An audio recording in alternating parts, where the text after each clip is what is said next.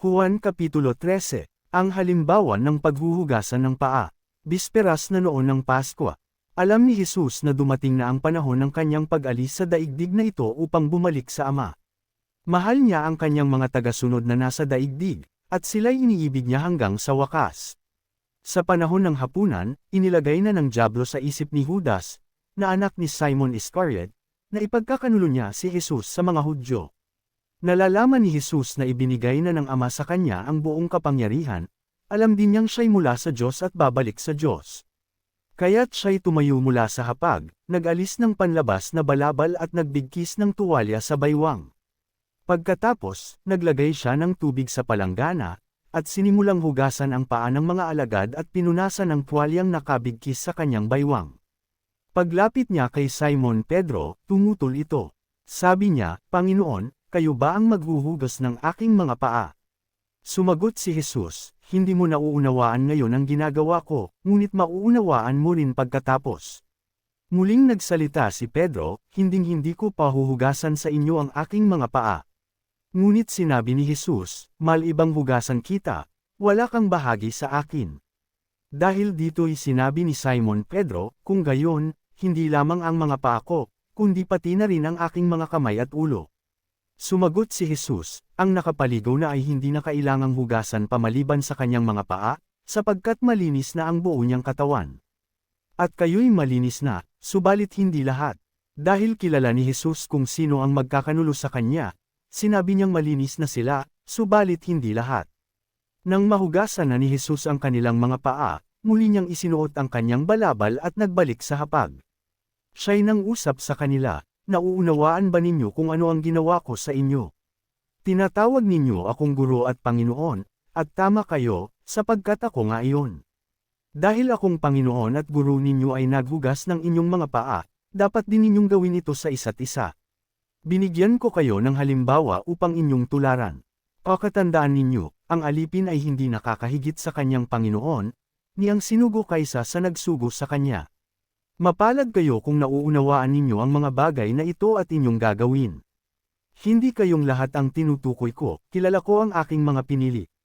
Ngunit dapat matupad ang sinasabi sa kasulatan, pinagtaksilan ako ng taong pinapakain ko. Sinasabi ko ito sa inyo bago pa mangyari upang kapag ito'y nangyari na, sasampalataya kayo na ako'y ako nga. Pakatandaan ninyo, ang tumatanggap sa sinugo ko ay tumatanggap sa akin, at ang tumatanggap naman sa akin ay tumatanggap sa nagsugo sa akin." Inihayag ni Jesus ang pagtataksil sa kanya. Pagkasabi nito, si Jesus ay labis na nabagabag at nagpahayag sa kanila, "Pakatandaan ninyo, ako'y pagtataksilan ng isa sa inyo." Nagsimulang magtinginan ng mga alagad sapagkat hindi nila alam kung sino ang kanyang tinutukoy.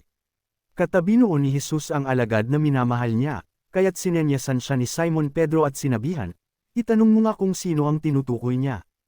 Humilig ang alagad na ito sa dibdib ni Jesus at nagtanong, "Panginoon, sino po ba iyon?" "Siya ang taong aabutan ko ng tinapay na aking isinawsaw," sagot ni Jesus.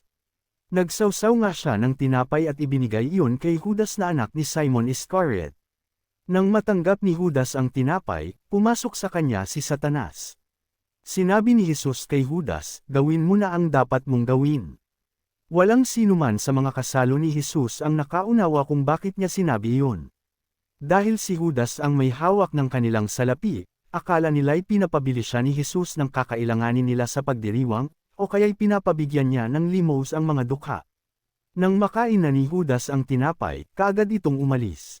Noon ay gabi na, ang bagong utos. Pagkaalis ni Judas ay sinabi ni Jesus, "Ngayoy mahahayag na ang karangalan ng Anak ng Tao, at sa pamamagitan niya ay mahahayag din ang karangalan ng Diyos, at kapag nahayag na ang karangalan ng Diyos sa pamamagitan ng Anak ng Tao, ang Diyos naman ang maghahayag ng karangalan ng Anak, at ito'y gagawin niya agad, mga anak, kaunting panahon na lamang ninyo akong makakasama, hahanapin ninyo ako, ngunit sinasabi ko sa inyo ngayon ang sinabi ko noon sa mga Hudyo, hindi kayo makakapunta sa pupuntahan ko, isang bagong utos ang ibinibigay ko sa inyo ngayon, mag-ibigan kayo, kung paano ko kayong inibig, gayon din naman, mag-ibigan kayo, kung kayo'y mag-iibigan, makikilala ng lahat na kayo'y mga alagad ko. Inihayag ni Jesus ang pagkakaila ni Pedro, "Saan po kayo pupunta, Panginoon?"